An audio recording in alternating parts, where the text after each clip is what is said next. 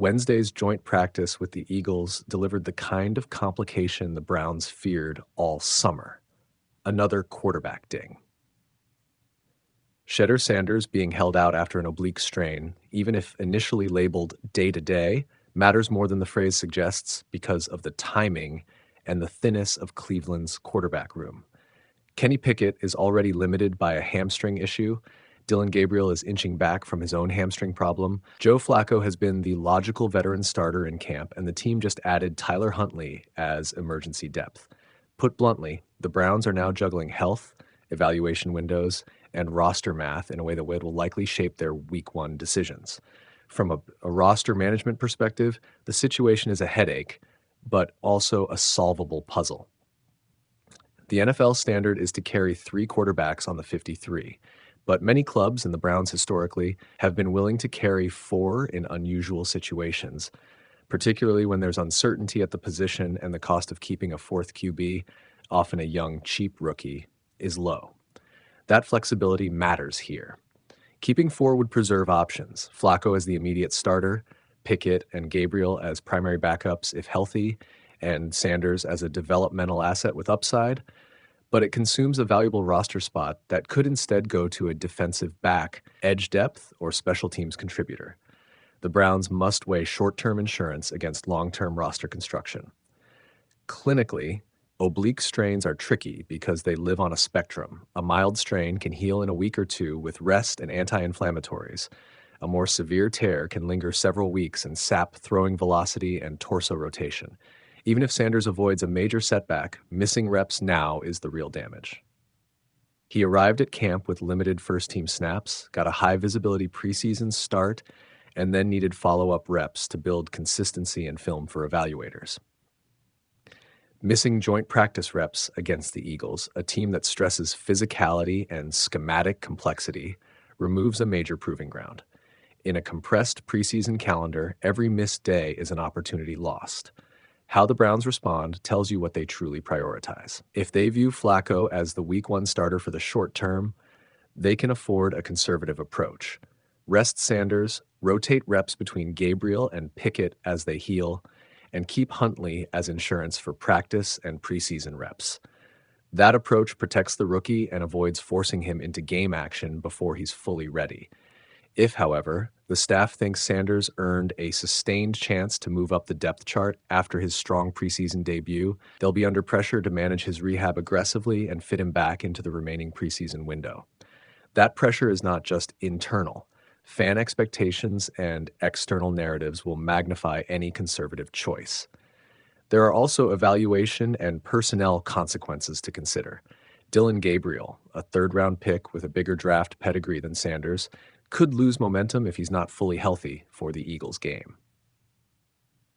If Gabriel proves healthy and effective in Philly, the Browns can proceed with a clearer plan.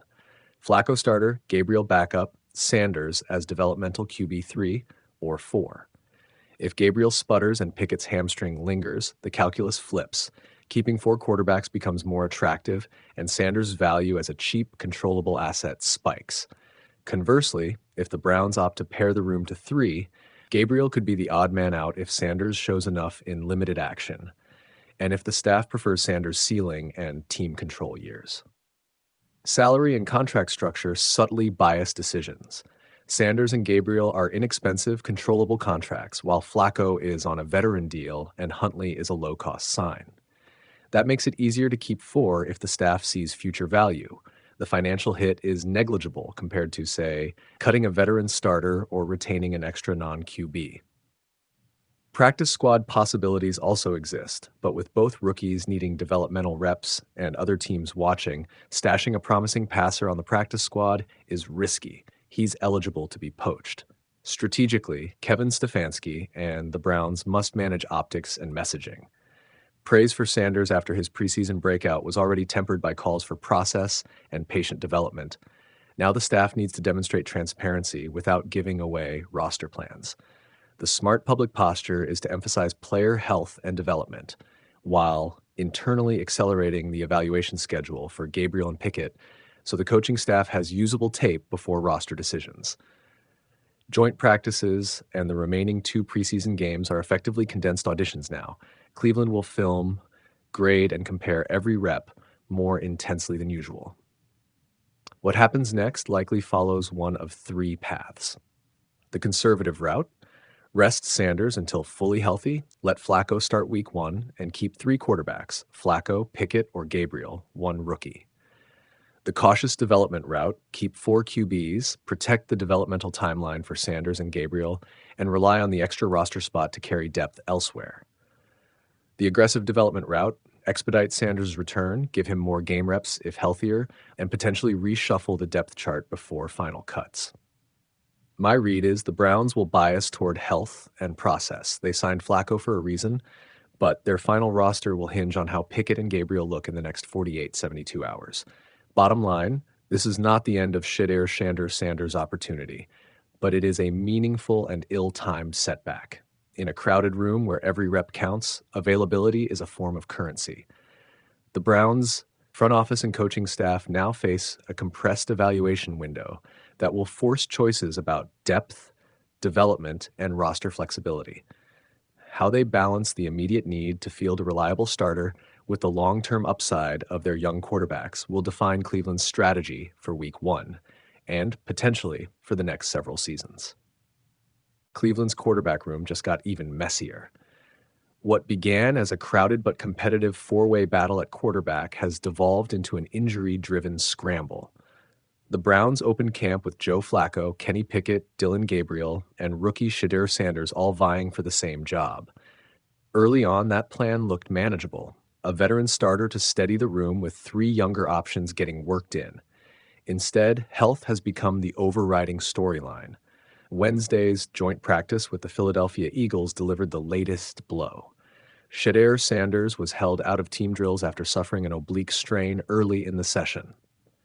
That development came on the heels of Kenny Pickett already being limited by a nagging hamstring, leaving Joe Flacco to absorb the bulk of first-team reps and Dillon Gabriel operating with the second unit. The Browns even signed veteran Tyler Huntley this week to make sure there were enough arms available in practice, a tacit acknowledgement of the fragility of their QB depth. The timing is brutal. With preseason game action in front of them, the Browns had hoped to use joint practices and exhibition snaps to better evaluate their options. Sanders, who turned heads in the preseason opener, now risks losing valuable opportunities to showcase growth and earn a higher spot on the depth chart.